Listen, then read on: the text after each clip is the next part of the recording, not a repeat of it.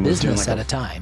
Shaw & Associates is a wealth management investment firm that specializes in taxes, serving as a fiduciary, putting your interests first. You can find more information or schedule an appointment by calling 530-674-1150 or on the web at shawassociatesinc.com. Shaw & Associates is proud to support community radio. We're always grateful for those that support community radio. If you'd like to support it, it's easy. You go to 93qradio.com and hit the donate button. Well, my guest here at the, it's already 9, at the 9 o'clock hour is Marysville History herself. Not really. I'm not that old. yeah, really.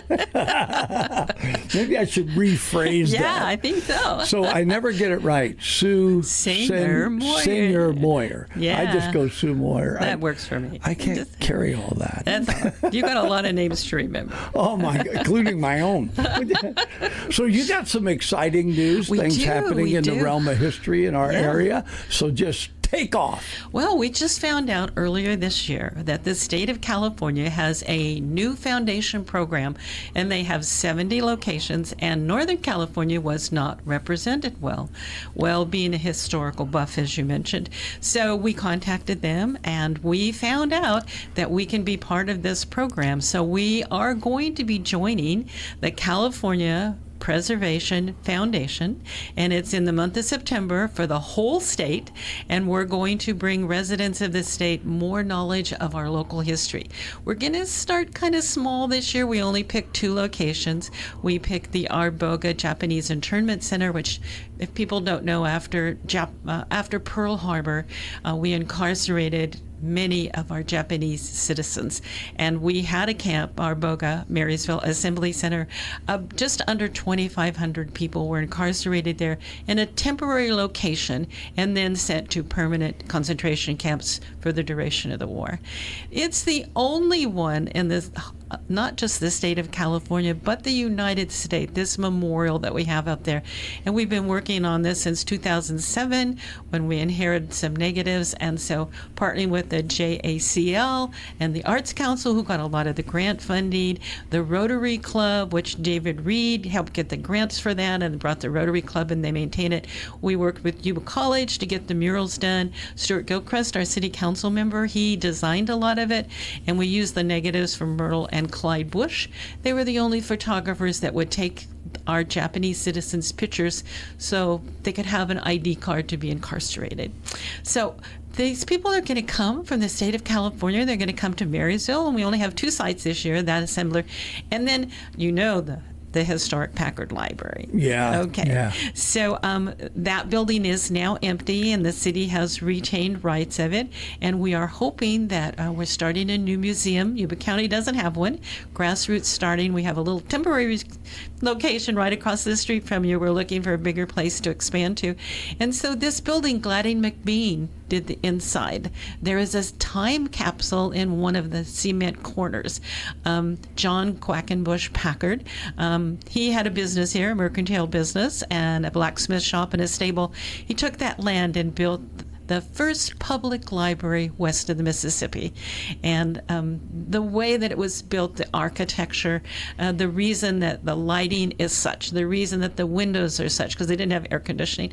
A lot of you know about David Knight, who donated his racetrack. Him and W.T. Ellis used to race horses.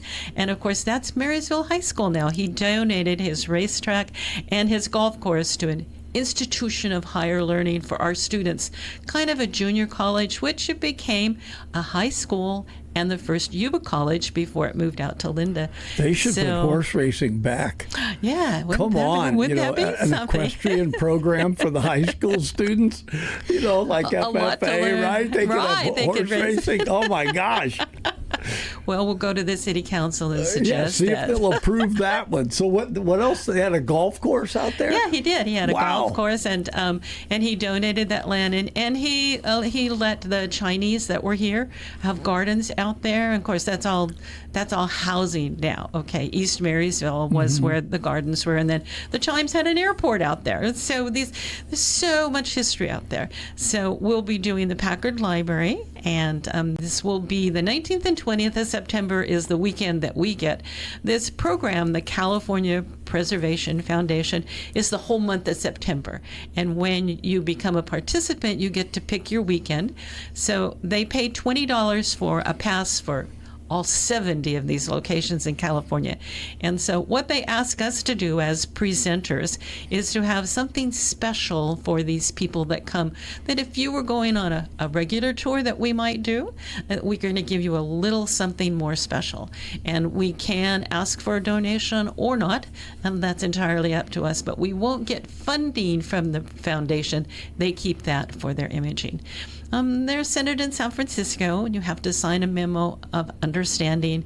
And so we're very excited to be part of that. And next year, we're hoping to maybe do our Pioneer Cemetery, where, of course, W.T. Ellis is out there, Charles Macy is out there, Black Bart is out there, Charles DeLong, our first ambassador of the United States to California, is out there, plus many other, the McCoys, early settlers. Are the Hatfields out there? Well, we haven't found them yet. The Hatfields and the McCoys, they can't be buried in the same place.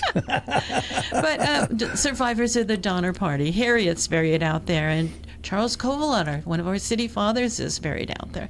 So the Rideouts were out there, but they decided because the flooding issues, they moved when Sierra View opened up. But there's so much history. We have a Jewish area, we have a Black area, we have a Japanese area, we have a Chinese area, we have the Veterans area, we have a Babies area, we have an Unknown area, okay? And then we have the Rose Garden, we have the Masonic area. So there's so much. Now, no California. one can be buried out there now. It's done, if you right? already have an existing plot. Oh, and okay. So, yeah. And Imogene McMurtry, the McMurtry house is right across the street from Mary Aaron Museum. And so she was the last burial because they had an existing plot. But no new plots are being sold. Yeah. And the Jewish area is owned by the Jewish community. It is separate. And so, and that's that cemetery started in 1850, and Ebenezer Hamilton was the funeral taker at that time.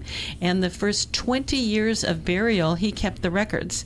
And he decided that was his personal and private property, and so he kept that. So the first 20 years of burial, we do not have the records of. Oh, my gosh. And after his death, his wife tried to sell it back to the city and the county, and they refused because it actually should have been their property in the first place. So there are many people that were here during the gold rush that are buried out there that we're not sure. Unless there's some sort of marker. Yeah, if there was.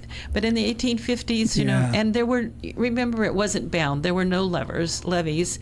The slough was there. And so, and then the Catholic cemetery was right across the wagon road. So you had the Catholic and the Pioneer.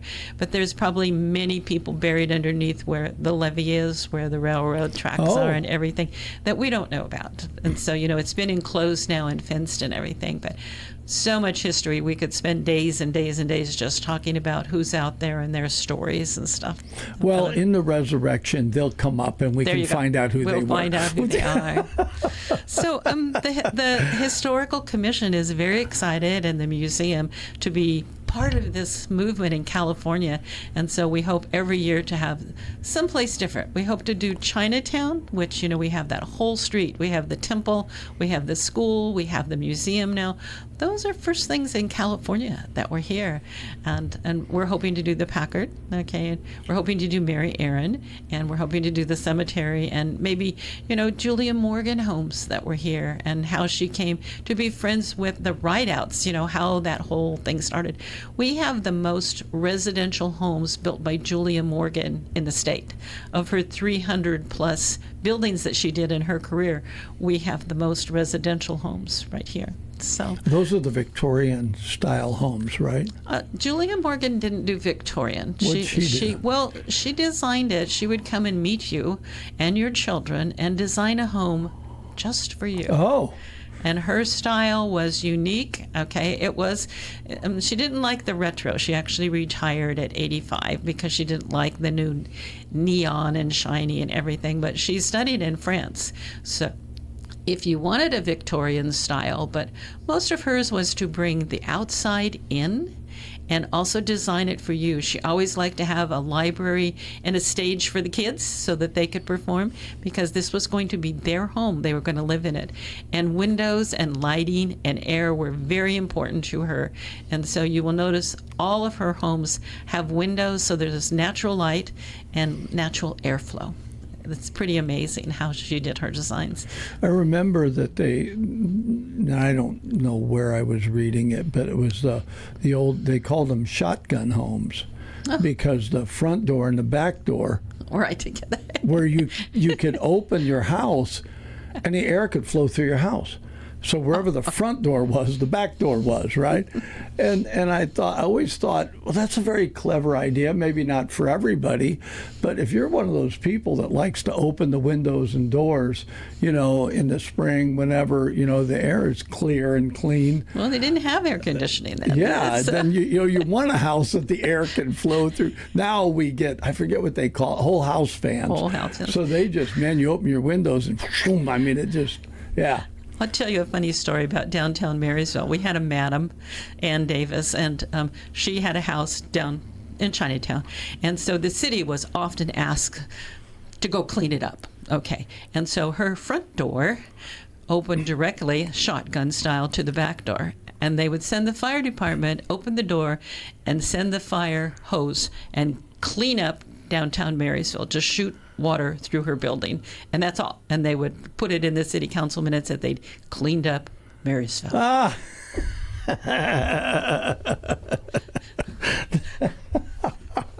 So they had shotgun door too, especially because city council would go there after their meetings, and they had a bar downstairs, and so they could go out the back door if they got raiders. They didn't want to be seen. So great real stories of what happened in downtown Marysville.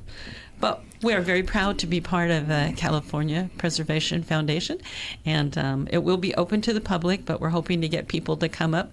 There's a few other places, some mines a little higher than us, but Northern California is not represented. So there's 70 locations. If anybody's interested, they can join. It's $20, and the month of September, you can go to any of these places. There's Julia Morgan. There's mine things. I didn't print all 70 of them out to talk about at the show today. I just printed the ones that we're doing, but very interesting movie about California preservation of historical sites. So we're proud to be part of it. I did want to ask you, because you've got the little museum across the street from us on 4th Street. Right, 412. And so when is that open? It is only open periodically right now, because we're going to have a grand opening the first Saturday in October, and so we're prepping everything and going through all the red tape, insurance, advertising, city things need to be fed. And so right now, Judy Mann's Info Center is sharing the front part of the building while we start working on displays and presentations and tours and programs. So it's in the works. So first Saturday in October. The second Saturday is the Tales of the Crypt. And then we're talking about doing the Mineborough Mine Tour another Saturday in October. So we're hoping the weather holds. But October 3rd, we'll have our grand opening. Cool. So we'll talk more about that next month. I'll have more to share with you about it then. Sue, I appreciate you coming in.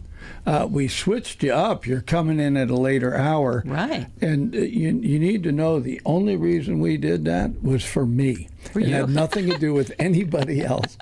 Because doing the ball games and then trying to get in here and do 7 o'clock and 8 o'clock.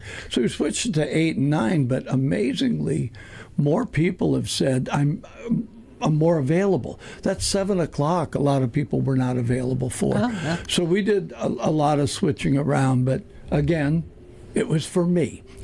Well, just remind your listeners, if they can't listen to you live, because I actually live out of your broadcast area, and so I can't even go home and listen to myself, or my hubby can't tune in.